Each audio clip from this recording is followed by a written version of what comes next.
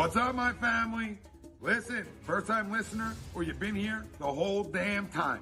Hit that like, hit that subscribe, giddy up, let's go, no notes. That's my baby. That's my baby. We're going at it at 110%. I just want 5 minutes of happiness, please. Just give me 5 minutes. And they scored! They did it! Slap. What the hell was that? Oh, yeah! What the f*** are you talking about? Hey there, hi there, hello there. You're with us once again for Bowen On The Birds on the A2D network. Once again, they're letting me do this. I don't understand it either, but here I am, and happy to be here on Eagles versus Rams week. There's a lot going on in the city, including the Phillies advancing to the NLDS. I'm going to bring on my first guest here, a former colleague, a friend, really one of the top sports personalities, I would say, of this Philadelphia era. Marcus Hayes is really outspoken on any subject, and his opinions generally are well-founded. Marcus, the pride of Syracuse University, best thing to come out of there since Dave Bing, speaking to us from his palatial Bucks County lair. Come on up here, Marcus. This is my lair now. I like that. I'm going to tell my wife we have a lair. That would make me a kind of like a supervillain. Supervillain, yes. And I have 3 daughters and a wife, so you can understand that I'm often cast as the supervillain. Yes, indeed. I don't doubt it. Well, let's since you've been down there with those Phillies the last few days, let's start off by sort of getting into that just a little bit. You were talking to me before we started here about the Phillies and the Eagles feeding off each other's energy, and you felt like last year's Phillies run to the World Series sort of informed the Eagles locker room to some extent, and the way that developed on their run to the Super Bowl.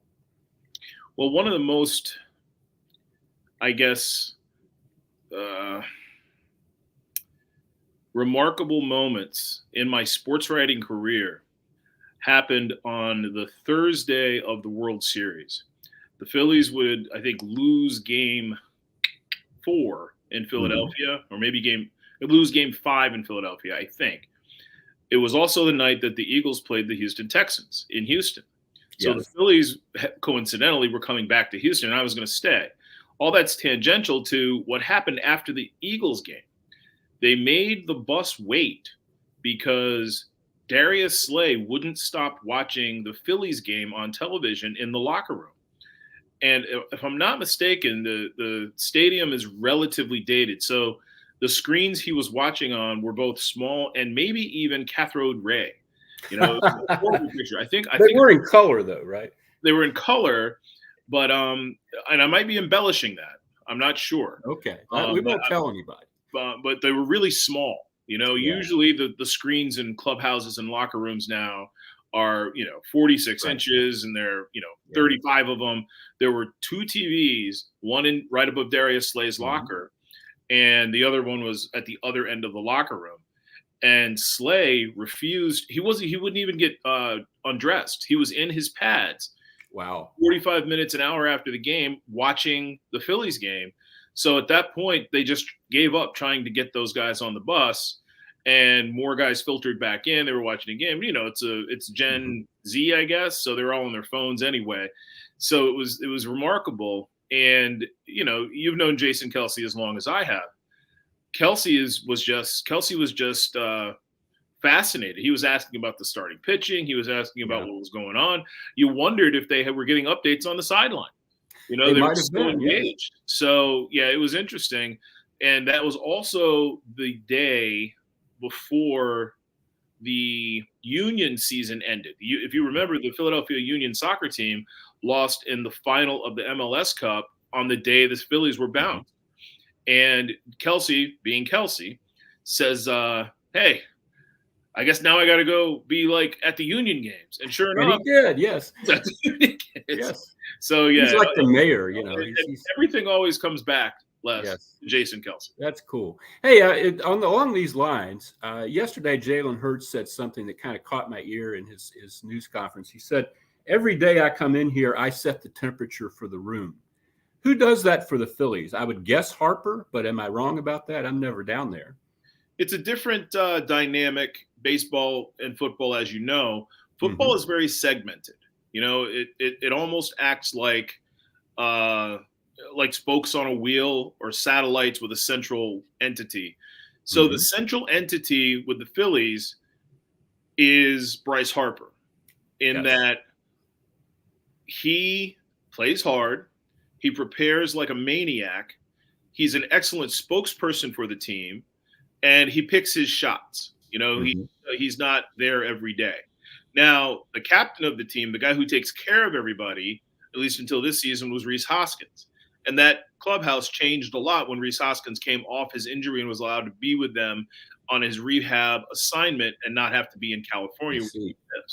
I didn't know this. So he is the captain, huh? Okay. Oh, yeah. It's not a real captainship, but Bryce Harper literally calls him their captain. So he's their captain. And Harper doesn't want to do it. He's not good at it. He knows that Rhys is better. And it's Rhys's nature. So all that said, Harper sets the temperature for that team, but he's got a lot of lieutenants. Like a quarterback, people might not want to hear this, especially the way that, who it is, where he plays, and how he's played more recently. But the person that reminds me most of Jalen Hurts is Dak Prescott. Yeah. The reports you heard about Dak Prescott not having control of the locker room in Dallas, most of those players cited, players that weren't respecting him, quote unquote, were younger players and defensive players. Yeah. Dak Prescott owns that locker room and has owned it for a long time, and gets very chapped when you imply that he doesn't own that locker room. If it's Diggs and Micah Parsons, I wouldn't really worry about it, So it's those two guys have a lot in common. Okay. I will say this: it's interesting to Jalen Hurts believes that it's his responsibility to set the temperature in that locker room, and will tell you about it. That's unusual. You don't hear. I don't hear Aaron Rodgers saying that. I don't hear Tom Brady saying that. I see them letting it unfold organically, and I don't doubt it, but I'm not sure that Jason Kelce and Fletcher Cox need their temperature set by Jalen Hurts. Yeah. Well, speaking of Fletcher Cox, report today from Derek Gunn, pretty credible source. Fletch has this back problem, and D. Gunn doesn't think Fletch is playing this weekend in L.A. against the Rams. There haven't been a lot of games that Fletcher Cox hasn't played since he got here. It would be an unusual thing. It is a game in which the Eagles are favored on the road. They do have some pretty good youngsters there who can fill in. But how much does this change your view of the game this weekend if Fletch isn't out there? Certainly it does. I mean, I have been probably the voice in the desert for Fletcher Cox the last 4 or 5 years. I expect Fletcher Cox to do his job, and he generally does his job. He's not necessarily done his job recently to the level of Aaron Donald or, 6-time Pro Bowler Fletcher Cox, but he does his job, whether it's occupying blockers, slowing, doing the things that allow the people beside him and behind him to operate better. Yes. He understands everything about defense in general, whether it's Sean Desai's or Jonathan Gannon's or whoever's. So it's a big deal to not have him. It'd be a bigger deal if it was week 1. It'd be a bigger deal if Jordan Davis wasn't probably out playing Fletcher Cox right now. If Jalen Carter, Fletch had a hell of a game against the Commanders. I thought he was their best defensive lineman. He's 2 for 4. He's been outstanding in 2 and pretty good in the other 2. He's 2 for 4. So, and he should have had a great game against the Commanders.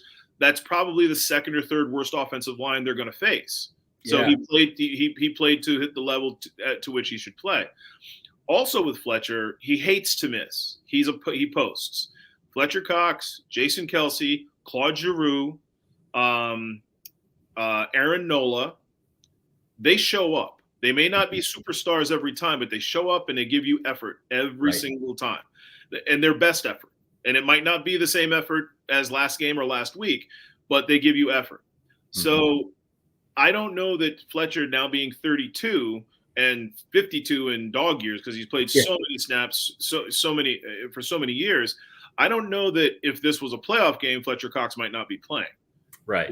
And I don't know if Jordan Davis and Jalen Carter and the rest of those young defensive tackles playing as well as they have doesn't inform that a little bit. And that's a good point. If you watch where Brandon Graham lined up half the time in his 15 snaps or whatever the last 2 weeks, he's on the inside on a lot of passing downs. Right. So, this might be one of those, okay, if I've got to miss something, this is what I'm going to miss kind of games. Could be. Yeah, that's a very good point. There is a lot to talk about with Eagles-Rams, even though the Phillies are kind of stealing the spotlight here this week. I wanted to get to my agree or disagree question, which I have to do every week. And this week I'm saying that Bradley Roby just got here, but send him on out there against Matt Stafford and those Rams. They need all the help they can get up the middle in this defense. Since Avonte Maddox went down, playing Bradbury there means you have to play Josh Jobe outside. That's not terrible, but it's not great. I would rather see Bradbury outside. I would certainly rather have a veteran presence like Bradley Roby, assuming he is up to speed. And he indicated in interviews yesterday that it wouldn't take that coverages aren't that different, that he kind of knows what he has to do. What do you think? Do you need Bradley Roby out there this weekend, or can you get through the Rams without him? Well, let me ask you, how did they acquire Bradley Roby? He was sitting around waiting for somebody to call, but he apparently, and I'm not, because I'm mostly retired, I don't spend my whole day talking to agents and stuff, but he gave the impression that he was waiting for an opportunity. He wasn't going to just go play for some horrible team to play out his career. He wanted a contender to call him up, and one did, but I don't know. I don't know what he's got left. I don't know why he's not in New Orleans right now, which is where he was last year. Well, my concern is less, my concern is less that he's not in New Orleans, but he wasn't anywhere. Yeah. So I don't know that when you have a defense that's not playing on its front foot in general right now, just because they have a new defensive coordinator, most of the plays being made are being made around the defensive line. You saw Bradbury struggle in the middle. You've seen Slay playing real soft. So this is not a defense. This is not a front foot defense right now. That's also missing its middle linebacker, Nakobe Dean. Right. So you've got a lot of fresh faces and new parts and people playing out of position.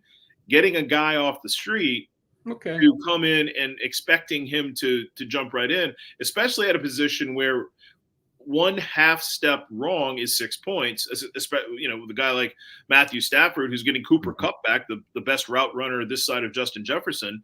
Right. I mean, to me, this was always kind of a break glass in case of emergency move. Okay. Because he wasn't anywhere and he wasn't here. It took him a week to get here. So I would be surprised and not thrilled if I was an Eagles fan to see a lot of Bradley Roby sooner than later. Okay, that's a fair view. I don't know. I kind of think I would run him out there, but maybe I'm wrong. I don't have a lot of faith. Reggie Roby right away. Yeah. Sure, yeah, they could use him right now. There's no doubt about that whatsoever.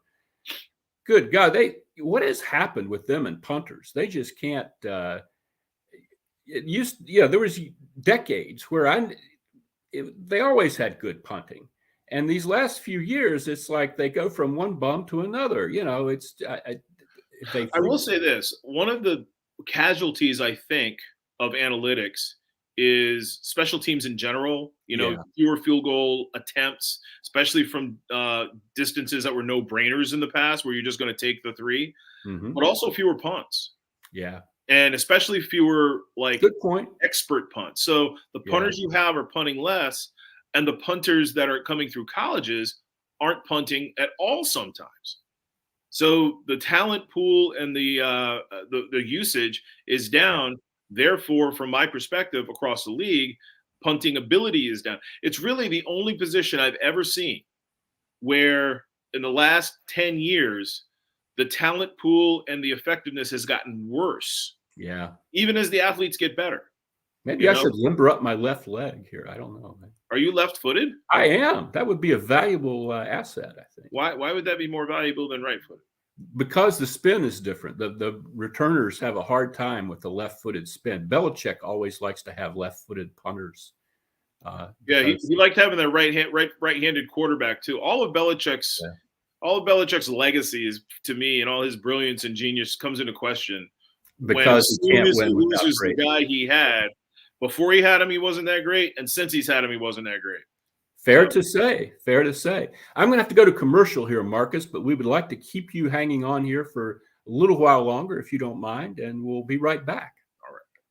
Royal Billiard and Recreation, proudly celebrating 40 years and our new, bigger showroom. Twice the size and twice the fun. More pool tables by Olhausen. More dartboard sets, including custom reclaimed backboards. More bar and kitchen stools that can change a room. And more bars, including pre-built and custom. Hot tubs, skee ball, shuffleboard, outdoor, and fun. Royal Billiard and Recreation, your ultimate game room store. Now located on Bethlehem Pike in Colmar. And we're back with Bowen on the Birds. Marcus is, making some bets on the Phillies here while we're. I'm not making bets on the Phillies. My kid called me from school and left me a voicemail, and it's dismissal time. Oh no! So I had to check my voicemail to make sure I wasn't missing some sort of dismissal issue. You're not supposed to be there, right? Yeah. No, I'm not. Okay. She was confirming that I was not supposed to be there. That's good. You always like to hear that. That's good. Okay. Hey, I want to get your take on something else I've been thinking about here lately with the Eagles. You wrote about Jalen Hurts the other day, and he did play a very good game Sunday, in terms of his productivity, the yards, the air yards, and the TDs, and all, no turnovers, which is important. But the thing that puzzles me. Hold on just a second. The only thing he talked about in his post game was that he didn't have any turnovers. Yeah. That to me resonated. I went through that tape twice. He is super concerned about ball security, the way Donovan was always super concerned about ball security.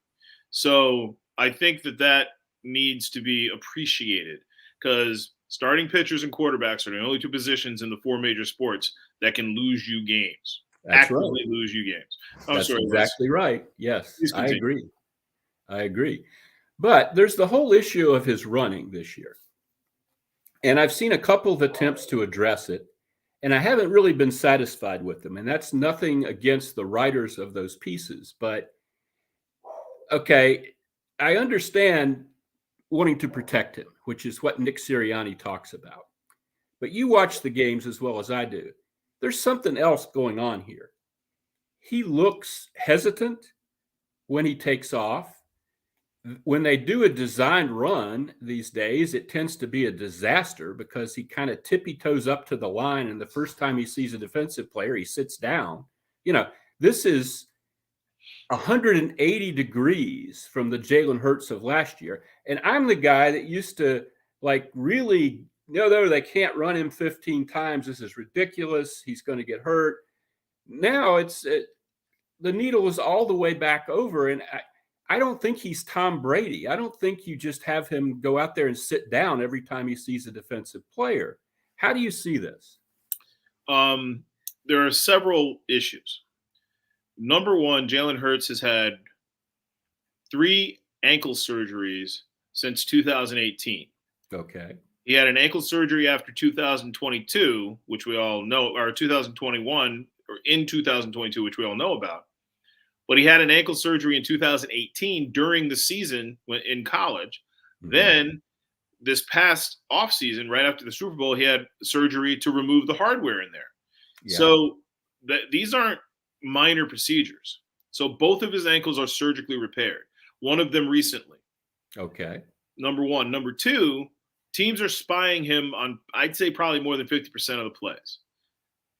That's one of the reasons their running game has been so effective, because the spies see the handoff. They can't tell who has the ball. So it's a half step and it's usually a linebacker with speed. So that linebacker with speed in the middle of the field is having a hard time supporting the defensive line. Okay. But that linebacker is doing his job. He's keeping Jalen Hurts from, producing with his feet. Mm-hmm. the third thing is Jalen Hurts was injured as a runner last year. Oh yeah, yeah, and that could have been a disaster. Yeah, right. That was a Chicago game, and I talk about that a lot. That was one of those games. They would get into games last year, Marcus, where nothing was working offensively for some reason.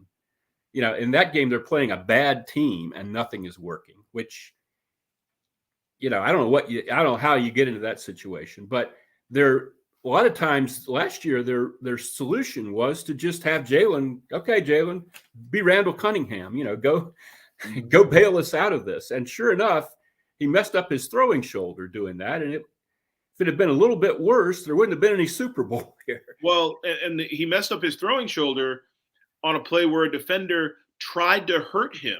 Yes. You know, and that's that guy's job. You know, it wasn't illegal and wasn't dirty. He landed with his body weight on a smaller guy, and that smaller guy's shoulder was partially separated or whatever. So that's our third issue. But the biggest issue for me with Jalen in general is that for the second year in a row, Jalen had no preseason. Yep. So I know the stories you're talking about, and I don't want to throw my colleagues or my competition on the bus, but in the first 5 games of 2022, when he was an MVP candidate, his passer rating was 97.4, which is good, right? It's not, I mean, you know, back in our day when we were young, it would have been MVP numbers. Right. He had 4 touchdowns and 2 interceptions and 68 rushes for 266 yards. Okay. Once his preseason was over, he had 115.9 passer rating, 18 touchdowns and 1 interception, and 71 rushes, almost identical, for 420 yards. Jalen Hurts is just exiting preseason.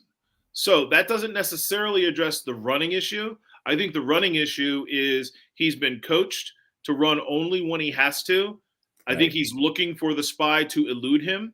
I think he's a little bit slower, maybe coming off this other ankle surgery. Okay. And I think the athletes that we've seen spying him right now are better than the athletes and more committed than the athletes we saw spying him in the past. Those are very good points. I'll accept that answer. Thank you very much. Hey, another big factor this weekend. Aaron Donald plays for the Rams still, if I'm not mistaken. And Sua Opeta is going to be starting at right guard for the Eagles for the first time since the 2021 season playoff game against Tampa Bay. Sua has really not played a whole lot of right guard. He's an experienced backup offensive lineman. He's been here since 2019, but he's played mostly on the left side. All of his career starts, except for that one playoff game, are on the left side. He's playing right guard. Aaron Donald, that could be a real problem, it seems like to me. What do you think? And the problem, I think, is exacerbated by the fact that Lane Johnson's not playing great. He just isn't. I mean, he's not recognizing where the pressures are coming from. Blitzers, he's double teaming defensive tackles as blitzers go by him on the right side. He hasn't made himself very available over the first month of the season. I don't know if something's not right with him. But Lane Johnson, you know, pound for pound, position for position, is supposed to be the best football player on this team. Not the best, you know, he's supposed to be the best right tackle or maybe the best tackle in football. He hasn't played that way. So that would be as big a concern as the guy replacing Cam, is that the superstar next to him isn't playing to his level. That said, I'm not sure that Cam's presence is going to make a huge difference with Aaron Donald. Cam's a little undersized. It's his second season. He is, yes. You know, maybe Opeta just being bigger and stronger and more seasoned is a better matchup for this matchup. That is quite possible, yes. That said, Cam has been playing very, very well, especially as a run blocker. But, yeah, I mean, I feel bad for Sua because if he doesn't do his job, the assumption will be it's because Cam wasn't there. I'm not sure that they win this part of this battle anyway, number one. Number two, all the running backs are, 5'3" and 114 pounds. So it's really hard to help on Aaron Donald. It's really hard for them to pick up blitzers in general. So that will be an issue as well. And it doesn't matter how good your technique or how good your decisions are. If you're a little running back, you're going to get run over. Yeah.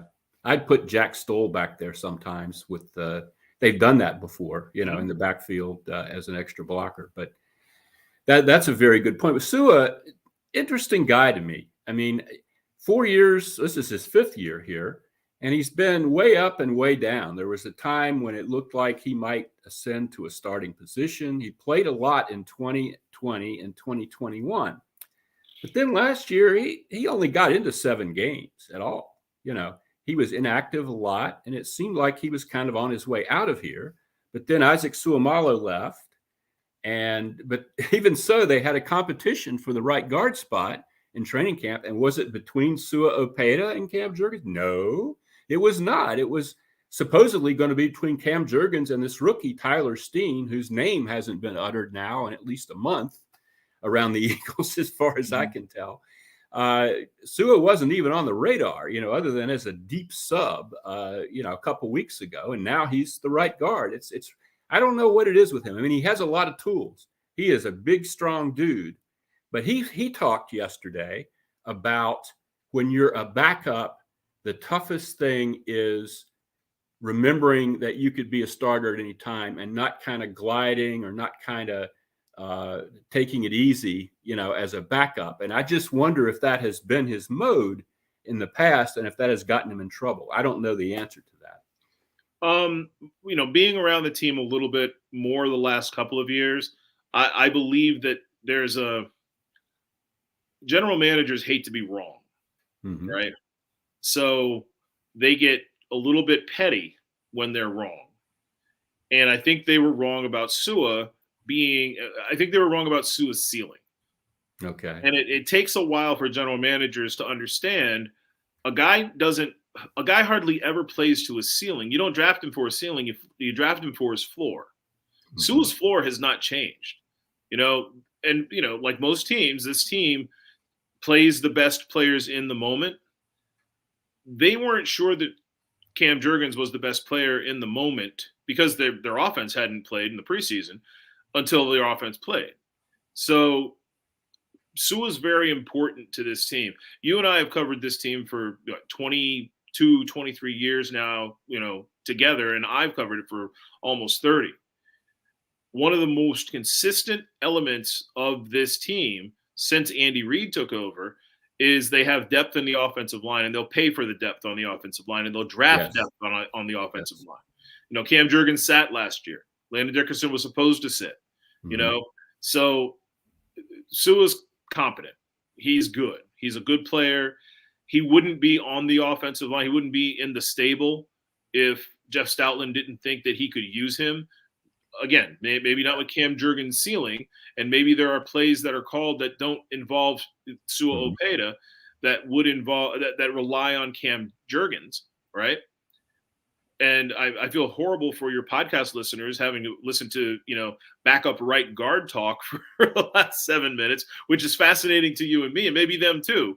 But it's relevant because he's got to play, and he's playing instead of other good play, Well, and I don't disagree that he should be, but yeah. The best player on the field on Sunday is going to be Aaron Donald, and it's going to be across from Sua Opeta. So if it was the third cornerback, and Cooper Kupp was Cooper Kupp, not coming off an injury, we'd be talking about Josh Jobe and Cooper Kupp, right? Yes. So, but yeah, it's a huge deal. But they've been pass blocking pretty well. Jalen's been holding on to the ball too long. He needs to have a really, really good game to stack 2 good games together and show everybody that, he's in rhythm, and he can take a lot off of Sua Opeta's plate if he gets the ball out on time. Well, I think this might be a game where the Eagles run a lot again, like the Vikings game, perhaps. I think the Rams might try to defend them a similar way with a lot of emphasis on dropping guys into coverage and, hoping that Aaron Donald can perform miracles on his own. So I would just run at them. I would run at Aaron Donald. Frankly, he's not a big defensive tackle. Right. And the Eagles have done that in the past. In fact, they have never been really, knock on podcast wood, they have never really been victimized by Aaron Donald. Well, they've also had that. They've also had that Sayamalu Kelsey combo right there. Yes, they have. Yes. And Sayamalu was kind of an enigma for us because he was a right guard and he didn't like to talk. And right guard play, when Brandon Brooks was here, right guard play is something that is like an umpire. If you don't talk about it, they're doing a good job. Yeah. So it'll be interesting to see how that plays out. I think, Les, that this has to be the Dallas Goedert game. We've had the A.J. Brown game. We're overdue, that's for sure. And if you want to get the ball out on time, if you want to get it out quickly, you go to the third or fourth best tight end in the league who's being used like Brent Selleck used to be used right now. I know, yeah. And that's on Brian Johnson, Nick really Sirianni, and Jalen Hurts. Dallas Goedert's getting open, and he's not getting opportunities. I agree wholeheartedly, yes. Well, Marcus, I've got to go to another commercial here, and we've got another guest coming up, so I will let you get back to your kids' athletics and column writing and all those other wonderful things you do. Really appreciate it once again, and I hope we can have you on here again sometime. Well, it's always good to be an opening act for a star. I know Doug Farrar is spectacular. I hope that your podcast people hang out for him because he's very, very knowledgeable. He's league-wide. I think he's USA Today's football guy. He is. And I might log on myself just to listen to Doug. All right. Please do. That'll double our audience probably. All right. Well, let's go to commercial. And thank you again, Marcus. My pleasure. Royal Billiard and Recreation, proudly celebrating 40 years and our new, bigger showroom. Twice the size and twice the fun. More pool tables by Olhausen. More dartboard sets, including custom reclaimed backboards. More bar and kitchen stools that can change a room. And more bars, including pre-built and custom. Hot tubs, skee ball, shuffleboard, outdoor, and fun. Royal Billiard and Recreation, your ultimate game room store. Now located on Bethlehem Pike in Colmar. All righty. I am back, just barely. Had to let the dog in there. She's going to be my next guest after Doug Farrar. But first, let's get up Doug Farrar if he's here. And Doug is very an accomplished analyst of the NFL scene. There he is, who's done this for a lot of different media outlets over the years. He has an interesting backstory, I think. You really didn't get into this the conventional way, did you? No, I was one of the newer guys who I didn't go to J school. I didn't write high school beats for a newspaper for 10 years and then sort of work my way up. I started blogging in 2002 for my own site, did message boards and stuff like that. Joined Football Outsiders in 2006, which got me national and with a bunch of different outlets from there. I joined Yahoo Sports' NFL team in 2009, and that just led to thing after thing after thing. I've been with 4 different organizations since then. USA Today for 6 years, and very happily so. So, for some reason, they're not sick of me yet. So, cross your fingers. And by the way, thank you for your kind words. And to Marcus, the respect goes both ways in both cases. Well, thank you. And really, I'm always impressed with people who understand X's and O's. I kind of fake it mostly. I'm not. That's all I do. I'm BS comes out of my mouth all the time. So. No, you actually know these terms and schemes and things. I got into this business to tell stories. I am not a technician, but I love a lot of the. You look at things sometimes. Not in a contrarian view, I wouldn't say, but you don't get the same old from you. It's always a little bit something you hadn't thought of, I guess. Well, I appreciate that. Yeah, I mean, I'll myth bust once in a while if I see something that's just outrageous and it keeps going and going and going. Like, all right, well, maybe we need to. I remember I did a thing when people said last year that Jalen Hurts was a system quarterback, and I wrote a whole tape piece on, okay, he's actually the whole system. The whole offense runs around him. So it's we have to have it backwards. I mean, and the thing about writing tape, and I'm glad you brought up storytelling. I mean, you're writing about football tape or lawn furniture or, Tony Soprano's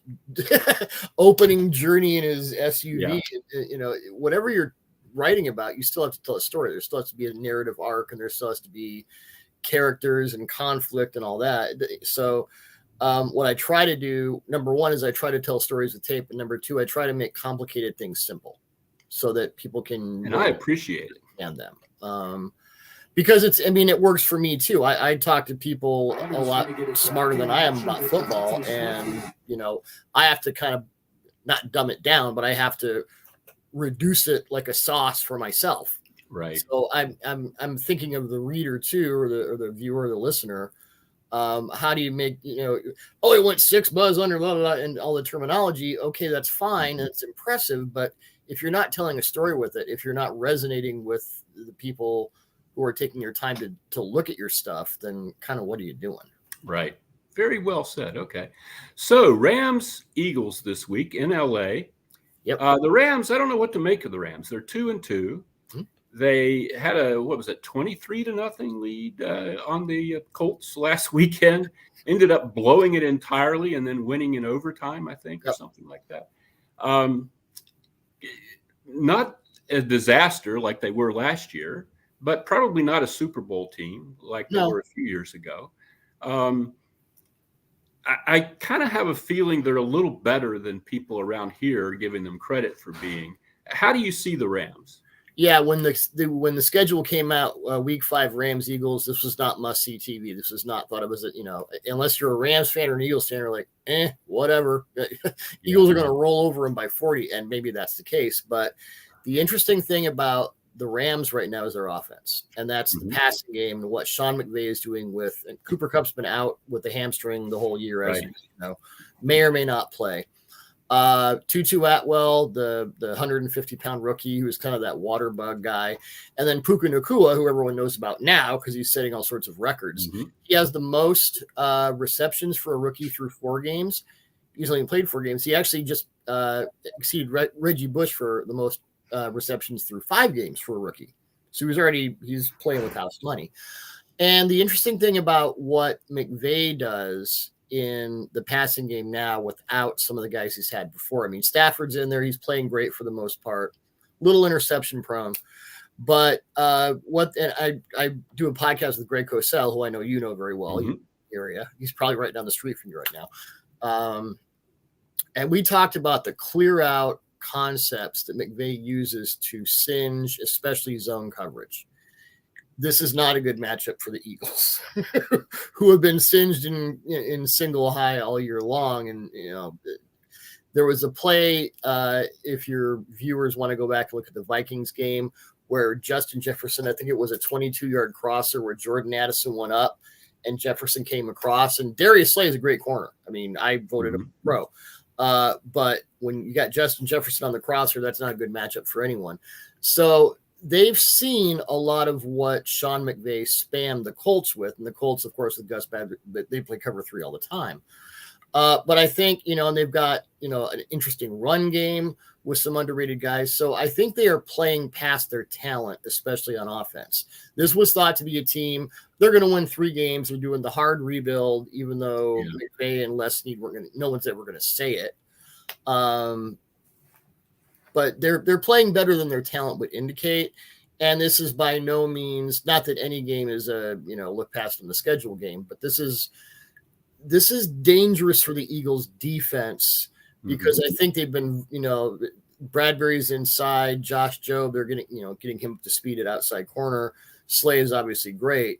And we know the front is amazing. And Jalen Carter was my number 1 draft prospect in this class. I mean, the front's great. Morrow had 3 sacks off blitzes. I love what Sean Desai is doing with the blitz packages. But the secondary, I don't want to say it's bad, but it's vulnerable in some ways that McVay in particular can exploit with these repeated concepts. So I know absolutely Desai will know that, and his staff will know that. Okay, crosser, clear out, blah, blah, blah, high-low. We know how to defend this. But the thing with McVay is he's got this, he's got the whole encyclopedia in his head as far as how to counter. So especially when the Rams are on offense and the Eagles are on defense, it's a really interesting chess match. Now, the Rams defense, they got a lot of work to do, just personnel-wise. They've got, obviously, Aaron Donald. Ernest Jones is a pretty good linebacker. They've got some okay guys in the secondary. But if Jalen Hurts plays as he did against the Commanders, and that was kind of his first, like, okay, we're seeing Jalen Hurts again. I think they'll be fine. But this Rams team is better, as you said, than people think, especially on offense, where McVay is really, really dialing it up. You were talking a minute ago about the Eagles secondary, and that gets me to my agree or disagree question this week, which is they picked up Bradley Roby this week, and I would throw him out there. I have been watching this secondary play with a lot of really inexperienced subs coming in, and guys like Slay, frantically as the play is starting, trying to get a guy. No, you're over there. You never want that. Go over there. Go over there. You never want that. And even though Bradley Roby just got here, he claimed yesterday that, and I've heard guys say this before, coverages don't change that much from team to team, from year to year. That he's played in systems like this before, and he can pick it up pretty quick. I'd say go at it, Bradley. Head on out there. What do you think? Well, Roby's an experienced slot guy. Yes. He's not like a high-level amazing slot guy, or he wouldn't be available this week 5 of the season. But and I know Job is a good, aggressive, big press corner. Bradbury, to me, is better outside because he's such a technician and he has such an elevated understanding of route concepts. And against a team like the Rams, you need that. You can't just press up on these guys. They will eat you for breakfast. And the Eagles, I mean, their single high stats are not good.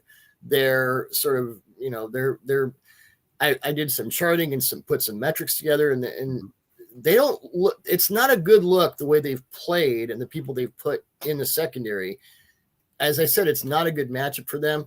If they can get Bradbury outside to do what he does, and maybe he's more on Nacua, because the thing about Puka Nacua is he's so good on those crossers at getting above the linebackers and below the safeties.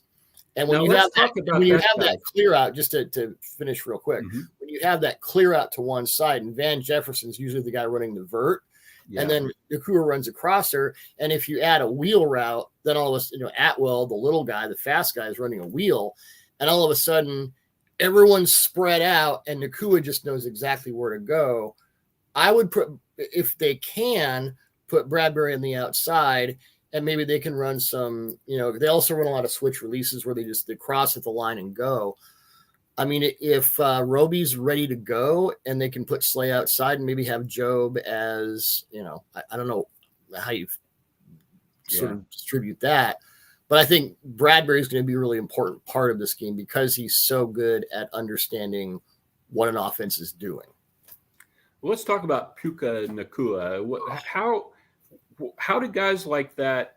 I'm fascinated every time I see a guy like that who wasn't a high draft pick, who wasn't heralded. It's not like he, played in Australia or anything. I mean, he was right there. Well, what do you make of that guy and his ascent? Well, I think, he was sort of an underground. I know when I did my top 8 receivers in the draft, he wasn't on there. He was sort of an honorable mention guy. He looked okay in college, but he wasn't. I don't want to say he's a product of McVay's system, but he went to the perfect place. Okay. Yeah. That's important, It is. It's incredibly important. Like the way McVay's using him, you could see that maybe and he lasted until the 5th round. So it's like the Rams were like, oh, we have to have this guy. Right. But I could see the gears, the more I watched the Rams offense over the last couple of days, you could see the gears turning McVay's head like, okay, these are the concepts we like to hit defenses with. This guy can do these things. And it shows up on his college tape to a point, but his efforts have certainly been amplified by a number of things. He's a good fit for the scheme. He's big enough to deal with press, which obviously if he's on Slay, he's going to get pressed because that's what happens. He is fast enough and adept enough in his route stems and all that to, as I said, exploit zone gaps. And, if I were the Eagles, just to go off on a tangent here, I would play a ton of quarters. I would play cover for all day long because the Rams motion so much. You want to distribute those defensive backs on either side where you're not like, oh God, he's going over there. I got to run. Chasing people around. Right. Yeah. You're not giving away man or zone or whatever. I mean, Stafford's going to know what you're doing anyway because he's obviously a veteran. But so I, just to break off on that. But the reason Nacua is doing so well, it's like, would Deebo Samuel even be a name if he was on the Jaguars offense instead of where Kyle Shanahan knows how to use him perfectly? Would Devontae Smith be the factor he is on a team that didn't undervalue smaller receivers? And it's never to minimize the player, but when we talk about products of the system, it's not pejorative. That's what coach is supposed to do. That what you're asking them to do and how well it fits their skill set. Yeah, yes, that's certainly true. What think of the career Geno Smith could have had if he'd been drafted by Seattle. Boy, oh boy, yeah, you're there, aren't you? Isn't that where you live these days? I'm about 10 minutes away from the stadium in West Seattle. It's been something to watch. I was there for the first Monday night game where.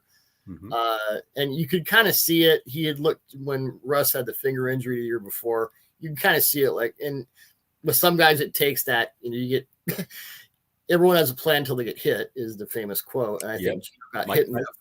Now he has a plan. Yeah. Now he has a real plan. It's been fun to watch up here. Let me interrupt you briefly. We got to go to commercial. I hope you'll stick with us and we'll be right back and we'll get some more knowledge and insight from Doug Farrar.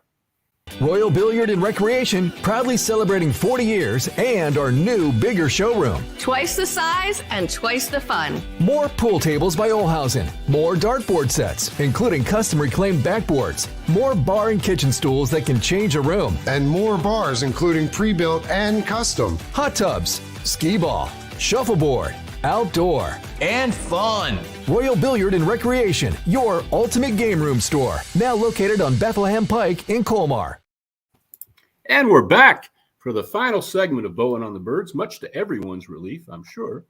We have Doug Farrar here from USA Today, one of the real thinkers of the NFL media, I think. And I'm always happy to hear what he has to say and read what he has to say and follow his tweets and all, or whatever they're called today, X's or something. They're tweets. They're Twitter. It's Twitter.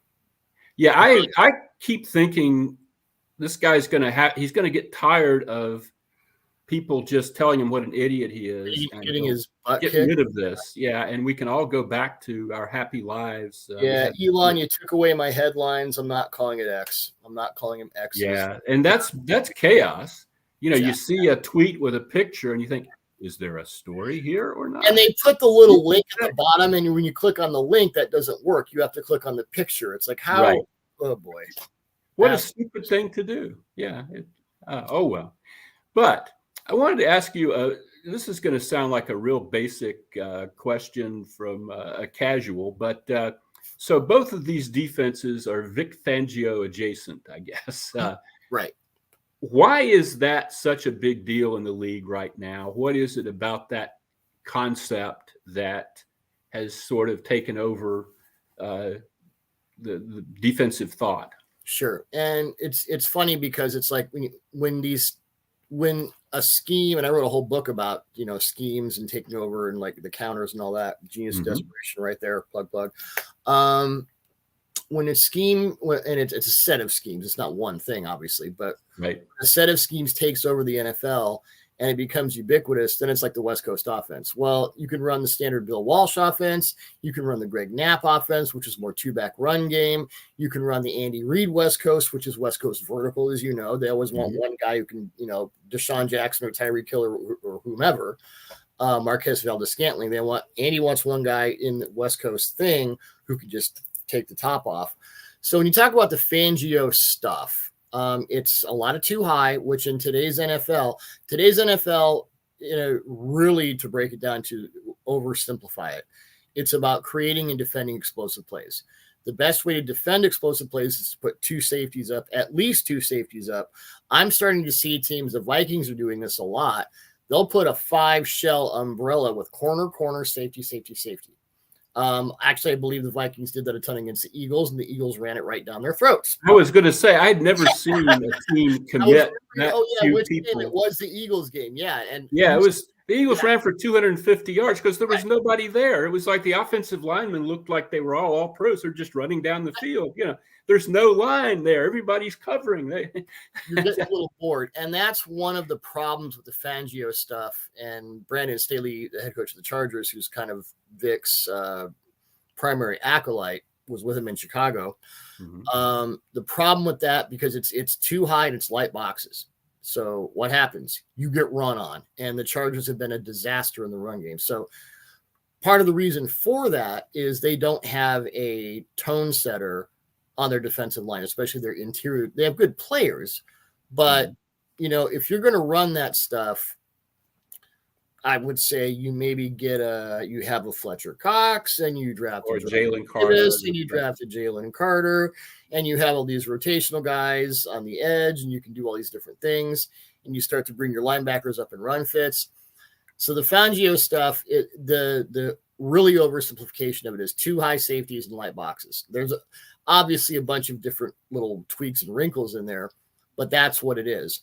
What you have to do, what you must do, is somehow shore up the run game with those guys inside. That's sort of, and every offense has its issues and every defense has its leaks. But in again, to really oversimplify it, that's the Fangio thing is, I am starting to wonder if the vulnerability against the run in general is going to lead to kind of a turn away from this and more to single high and spinning safeties, where it's not too, and we're seeing more and more of this. The safeties are spinning more and more, where it's single high, and then, okay, we're not going to go to a run look, we're going to go to a pass look, and then it's too high, pre and post snap. Okay. I don't, as talking about the evolution of pass defense, I think it's going to be more about safeties moving pre and post snap than it is about a particular system. Right. I remember talking to Mike Smith, 10 years ago when he was the head coach of the Falcons at the Combine.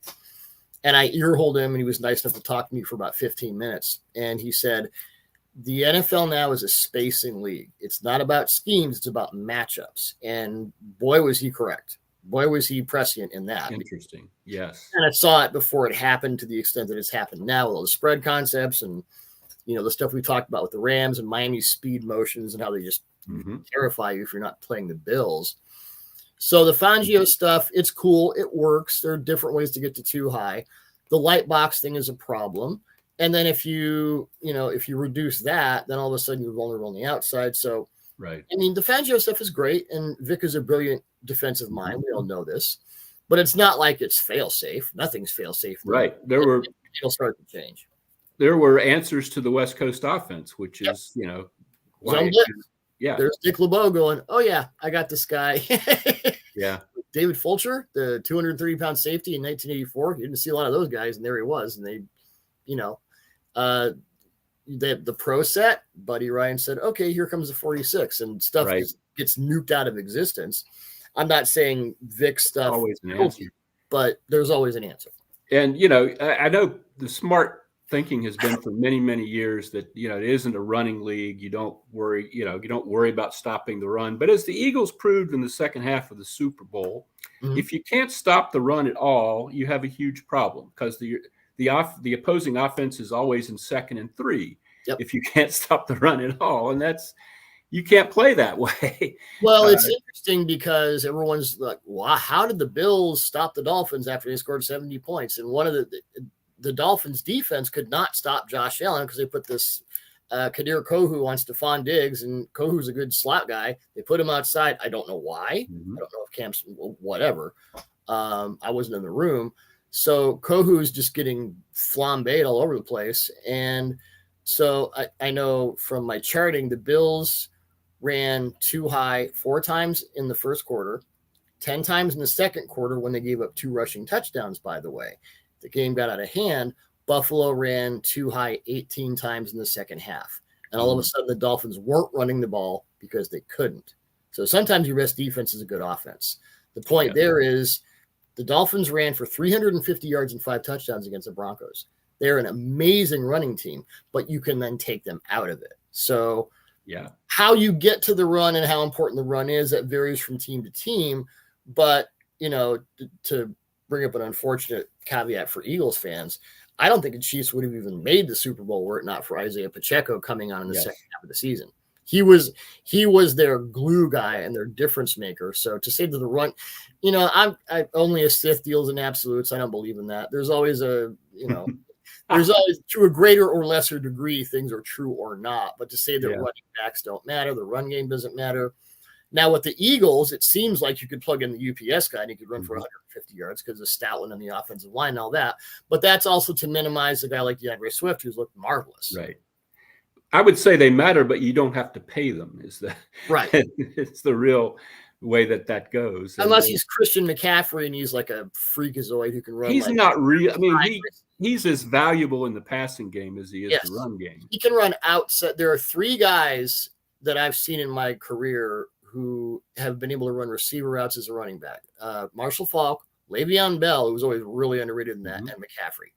So then I'll give you one more. Brian Westbrook could do that. Yes. I really, if the Eagles, absolutely one of the most versatile players of all time. The couple years after that 2004 Super Bowl, when Westbrook was really at his peak, if the Eagles had better players around him, I think he would be spoken of like Marshall Faulk or McCaffrey. I think he could have been that kind of guy, but they didn't really have, McNabb was hurt a lot, and they, things were just not where they needed to be for the whole team. And, he didn't, he had some good years, but it didn't win him any playoff games. Chemistry issues on offense after the Super Bowl. I don't know what we're talking about there. Yeah. Maybe. Yeah. But so summing up about the Eagles-Rams, this ought to be an interesting game. There's a report today. I don't know if you've heard it. It's not verified, but that, Fletcher Cox has a back problem and that he is not playing Sunday, which would be kind of a big deal. We'll certainly see about Jalen Carter and Jordan Davis and Milt Williams and maybe I'll say about Milt, I Street. love him coming out of college, and I think he's really underrated in that defense. He's a really good player. I liked him coming out of Louisiana, and I think he's been great. This is Milt Williams we're talking about. Yeah, and he's one of those guys people don't talk about a lot, but he, when he's in there, he shows up. Yeah. Yeah, and it'll be good for him to get some snaps because he doesn't. I mean, they have so much depth and they use so much of rotation. It's always interesting to me to look at the snap counts the next day, and you'll think, boy, Brandon Graham had a huge game. He had, I saw him make this tackle and I saw him make this pressure, and you look and he played 14 snaps. And, right, and then it gets into why don't they play guy X more? Because they have 17. He wouldn't be as effective, Right. Sometimes they like, especially with an older guy like Brandon, to have him come off the bench, snorting fire is really valuable. Brandon can't play 50, 60 snaps anymore. Right. I mean, and I'll say against that Rams offensive line, which not a lot of talent, they've played above their station, which good for them. I wonder if Desai will blitz more because it's bad enough that you have to deal with, say, Davis at nose or one shade and Carter at 3. I mean, good luck with that. They're based for it. And I think they're playing fewer 5-man base fronts this year. It looks to me, I haven't studied it extensively. They're still doing it, but they're still doing it. Yeah. And that's a good way to get all those guys on the field, Right. So this may be a situation where they, because Morrow had those 3 sacks where one was an A gap, and then Fletcher Cox, it's actually on my TV right now. It's funny. Fletcher Cox almost got Sam Howell, and then Morrow cleaned it up. And then the third sack that he got was a late blitz from the second level, and the Commanders, showing my age there. That's all right. Didn't pick it up in the middle at all. So Desai could bring some multiplicity, a lot of line stunts, which I think they're doing a lot more this year. I would expect Desai to show them a lot of different things, just to try and not that you're going to confuse Stafford. Right. He's going to have his game on, but if they can get that line into, I was supposed to block this guy, you get a couple of those, and all of a sudden the game gets out of hand. I would expect to see that. Real quickly before we sign off here, Matt Stafford, 35 years old, is wrestling with a hip problem, but I still think he's a very, very, very one of the very best, savviest quarterbacks. Yep. What do you expect to see do you have any idea if this injury is a big deal or if he'll be his normal self or anything like that? I guess he got hurt in the Colts game, and I watched every snap. I didn't see it. He's throwing the ball. He's throwing the ball as well. He has 3 touchdowns and 5 picks. 2 of those picks were on drops. 1 was a bad throw. And he's always had that sort of. He's one of those guys. He has what I call arm arrogance, and usually that works out. Sometimes it doesn't. But as I said, obviously advantage line goes to the Eagles. Advantage McVay's concepts versus Philly secondary, that's at least a push, and that's where it gets interesting. Yeah, certainly. Especially if Kupp is back because and Greg Cosell pointed this out in our podcast, Nakua has been playing the Z, the flanker, and that's usually what Kupp does. So all of a sudden, if you got Nakua over here and Kupp over here, Atwell, Jefferson, do the Eagles want to spin them more too high? Does that leave them vulnerable to the run game? There's all kinds of things that happen there. So that's a really good point. Yeah, I would say the Rams offense versus the Eagles defense. That's not an easy one. Not the way the Eagles are situated right now. Okay. Well, thank you very much, Doug. I'll let you get back to that lovely West Coast life out there, and say hi to Jimi Hendrix's ghost for me. He's around here. Well, he's actually right over there. So. Yeah, okay. Thank you very much again, and have a great week. And that's it for Bowen on the Birds this week. Thank you, Al.